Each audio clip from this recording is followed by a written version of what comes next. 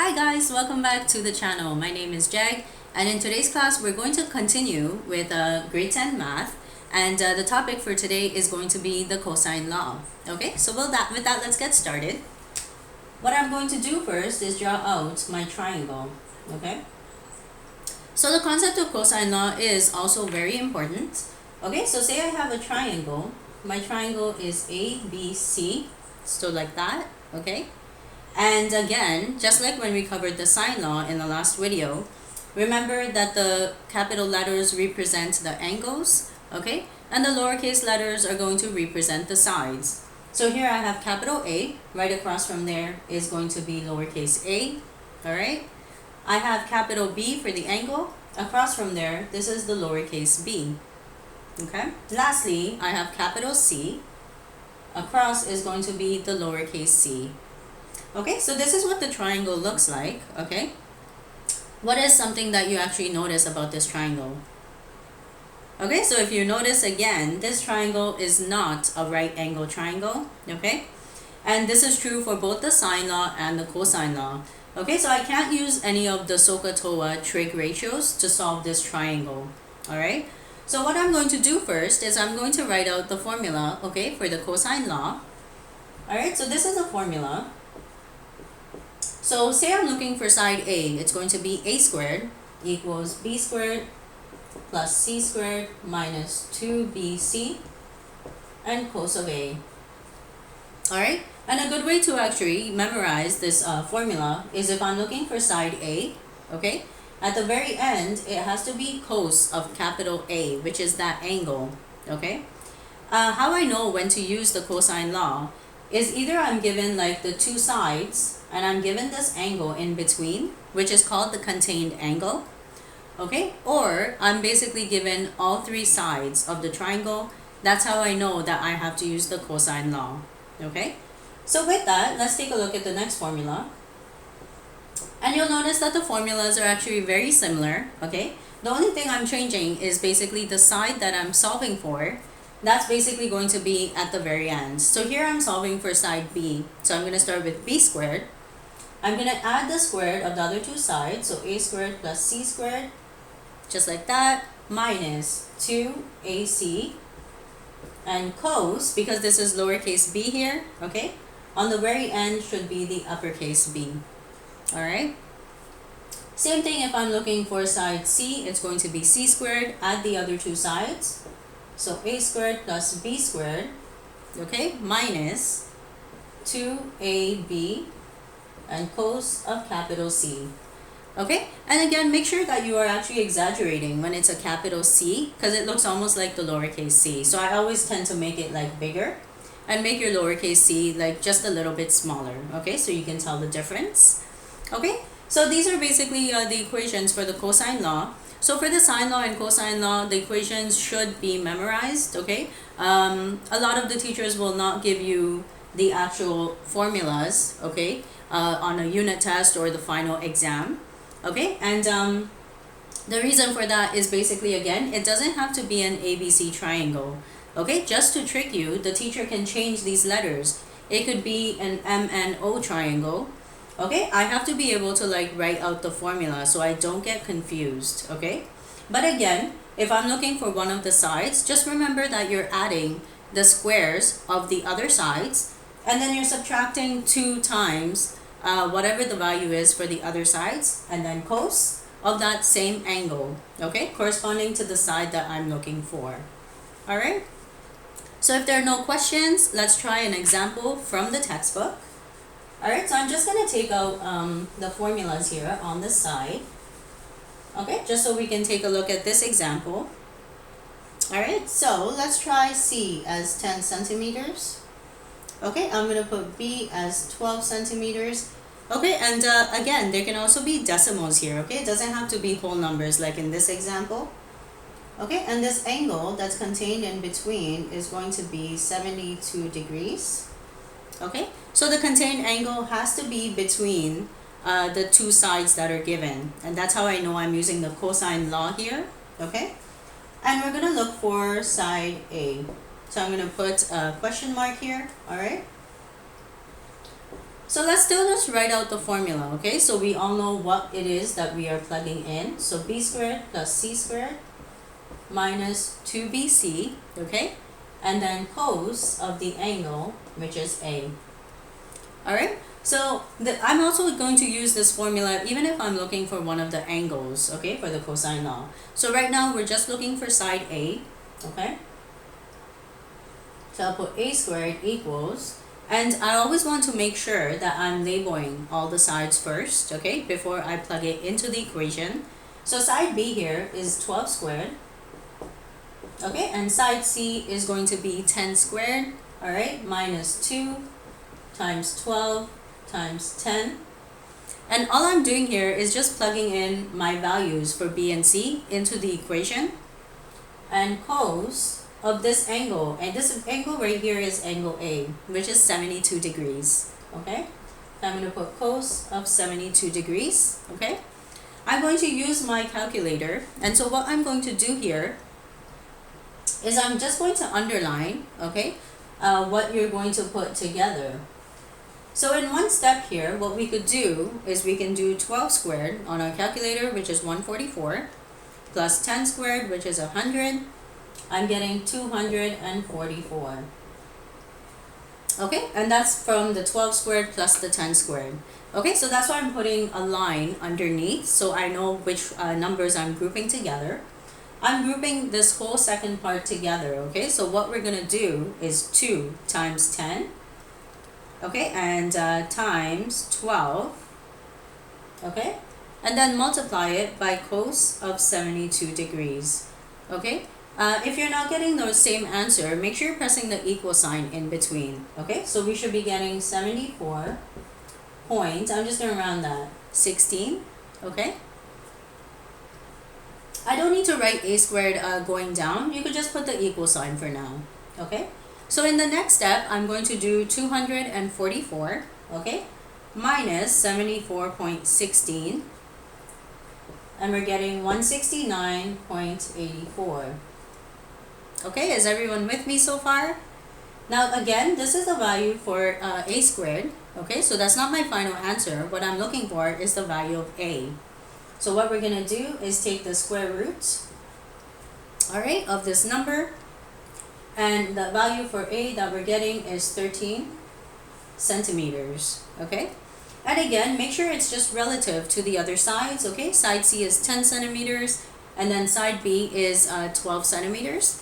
Okay, and 13 centimeters is in a good range between all these numbers, okay? So this is how you use the cosine law for solving the side of the triangle. And again, the triangle is not a right angle triangle here, okay? What it is I can see right away that there is no right angle and there's no 90-degree angle here. So I know that I can use the cosine law, all right? And another thing is it's not the sine law, because remember in the last video we went through for the sine law, there has to be one side and the opposite angle has to be given, which is not the case here. In this case, I have two sides and I have the contained angle. So once again, that is how I know that I'm using the cosine law here in this example. All right, so with that, what we're going to do is we're going to try just one more example, okay? So I'm going to take this off. And what we're going to try this time is basically, we're going to solve for the angle, okay? Within the triangle. All right, so I'm going to take out the angle here. And let's change the numbers. So I have 10 centimeters. We'll leave C as 10 centimeters. Let's put A as 8 centimeters, okay? And let's put B as 9 centimeters. Okay, and let's just solve for this angle right here for angle A. All right, so this seems like a really good example. It's very simple, okay? So the other way I know that I'm solving for the cosine law is that I have all three sides, okay? So I have to make sure I do remember that, okay? So here, what we're gonna do is because we're looking for cos of A, I'm still going to use the same equation that we were using in the last example. Okay, so we're still going to write it out, okay? One more time. So A squared equals B squared plus C squared, okay? Minus 2BC and cos of A.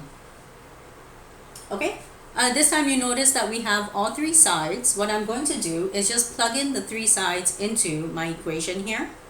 Okay, so side A is 8. So 8 squared equals B, which is 9. 9 squared. And my C value is 10. So I'm going to go plus 10 squared minus 2 times the value of B, which is 9, times the value of C here, which is 10.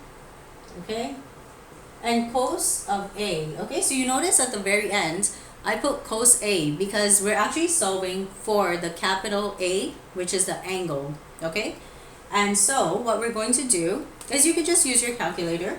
Okay, we're going to show all the steps. Okay, and again, make sure you're doing all the steps until you get really good at using this equation, and at that point I can basically just like leave a couple of steps behind and come up with my answer. Okay, so let's still show our work in this example here. So 64. So we're doing 9 squared, which is 81, plus 10 squared, which is 100. Okay, and then you're going to again multiply because this whole thing goes together. Okay, so I'm going to do 2 times 9 times 10. So we're getting 180 cos of A. All right. Everyone's good so far? Okay, we're going to add these two numbers together. So 64 equals, I'm going to do 81 plus 100. So this is 181 minus 180 cos of A. Okay, so you can see that there are quite a few steps here that we have to do. And the reason I'm going through each of these steps, okay, is so nobody gets lost in the middle. Okay, some teachers might actually just give you like the formula for cos theta equals, and then there's a formula there. Okay, I like doing it this way, and the reason for that is I don't need to memorize an extra formula. Teachers will not give you the formulas in the trig unit, so that's just an extra formula that I need to memorize. I really don't need to do that. Okay, so in the next step here, we're going to take the 181 to the other side. I'm going to subtract it. So we're doing 64 minus 181. I'm getting negative 117. And on the other side, it's going to stay the same. Okay, I have negative 180 cos of A. Okay, so I can see that this is a very simple equation here. Okay, we're going to divide it by negative 180. Okay, so again, the reason I'm doing that is so that the 180 just cancels out here. Okay, and I'm going to write it on this side of the board here. So what we're doing is 117 negative, okay, divided by 180, and I'm getting 0.65 as my answer here. Okay, so I'm just going to write cos of A, which is 0.65. okay, and what you're going to do is just press the second function on your calculator, okay, or shift on some other calculators, and I'm going to press on cos because this is the cosine law. And when you press the second function, that's basically doing the inverse, okay, of cos. And how you indicate the inverse of cos is I'm writing a negative 1, okay, on top of the cos A. And that tells the teacher that I'm pressing on that second function in my calculator. Okay, so we're doing second function cos of 0.65, and this is going to give us the angle, and we're getting 49.5 degrees, and we're going to round that to 49 degrees. Okay, and so again, when you're doing the degrees, make sure you're just rounding it to the nearest degree. Okay, if I'm solving for one of the sides of the triangle, it's okay if you're rounding it to 1 decimal place. All right. So as we can see, for the cosine law, I can also solve for the angle. I'm using the same formula, okay? And then I'm doing each of these steps separately to come up with my final answer for that angle, okay? Because this is not a right angle triangle, okay? If the question says to solve the triangle, I actually have to solve for all the sides and all the angles, okay? So say I was doing this example and it said solve the triangle, I would have to apply the cosine law one more time, okay? And maybe I could solve for side B here. So I'll put a question mark, okay? And after I solve for angle B, I would have angle A and B to find angle C, I could just subtract it from 180 degrees, okay? So, but I would have to apply the cosine law 2 times to solve for 2 of the angles. And for the third angle, I can just subtract it from 180 degrees because remember, all the angles of a triangle add up to 180 degrees, okay? So again, this was on the cosine law. Make sure you are memorizing, okay, these formulas for the cosine law for the ABC triangle because the teacher can always change the letters, and it could just be to try and trick you. It can be a PQR triangle, okay? But the formula itself is not going to change.